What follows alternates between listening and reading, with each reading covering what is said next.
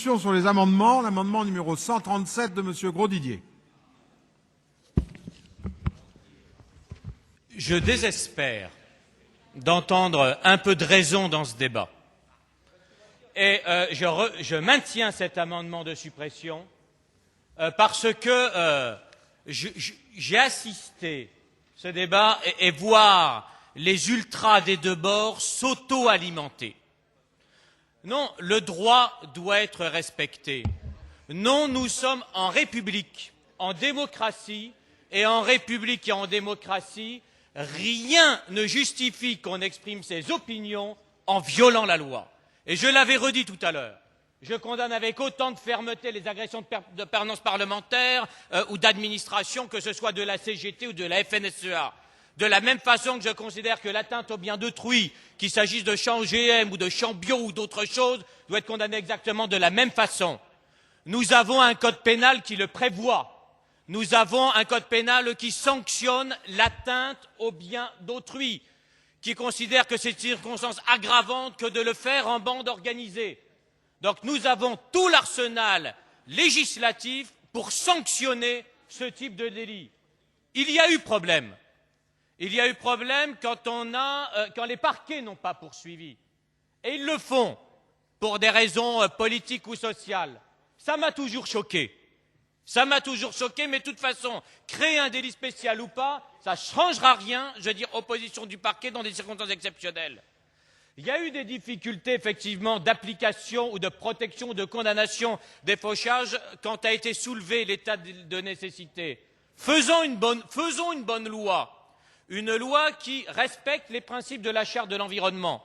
Et plus jamais, il ne sera possible de soulever l'état de nécessité. Et s'il était encore soulevé d'état de nécessité, ce n'est pas parce qu'on aurait créé un délit spécial à la place de l'article du Code pénal qui s'applique que ça empêcherait qu'on soulève l'état de nécessité. Alors, chers amis, vous plantez en croyant régler le problème ainsi. Et par contre, parce que des ultras, j'ai entendu tout à l'heure Brard faire référence à la Révolution française et à la prise de la Bastille, c'est injustifiable. On n'est pas en monarchie absolue. Et je le redis, on est ici en démocratie. Et si je refuse un délit spécial, ce n'est pas pour justifier les fauchages, ils doivent être condamnés. Mais c'est parce que rien ne justifie la création d'un délit spécial. Et je le dis à mes amis, je veux dire, au nom de quoi on va créer demain des délit spécial là-dessus?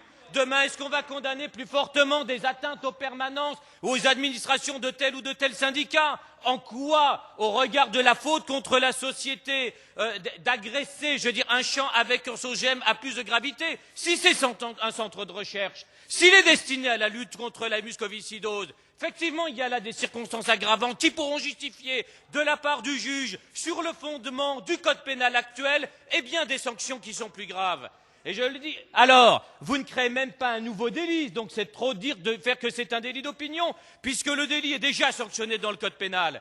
Mais vous créez une circonstance aggravante liée à l'opinion. Et ce faisant, vous croyez servir la cause que vous voulez servir? Eh bien non, parce que des faucheurs qui seront condamnés sur la base d'un droit spécial pourront toujours se présenter en victime, et si vous voulez les traiter comme des délinquants, que sont tous ceux qui expriment des opinions politiques par du vandalisme, eh bien les délinquants se traitent par le droit commun. Bien.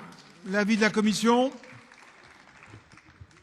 La Commission a un avis défavorable. J'ai l'impression que, Monsieur Grosdidier, vous êtes laissé emporter par votre fougue, puisque vous supprimez simplement l'alinéa 5, tout en maintenant l'alinéa 6, qui justement prévoit le délit de fauchage aggravé.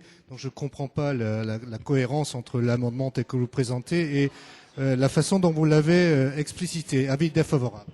L'avis du gouvernement défavorable. Je mets donc aux voix l'amendement numéro 137 avec un avis défavorable de la Commission et un avis défavorable du gouvernement. Qui est pour? Qui est contre? Il n'est pas adopté. Nous en arrivons à l'amendement numéro 421. Il est défendu. Avis défavorable du gouvernement aussi. Je mets donc aux voix le 400.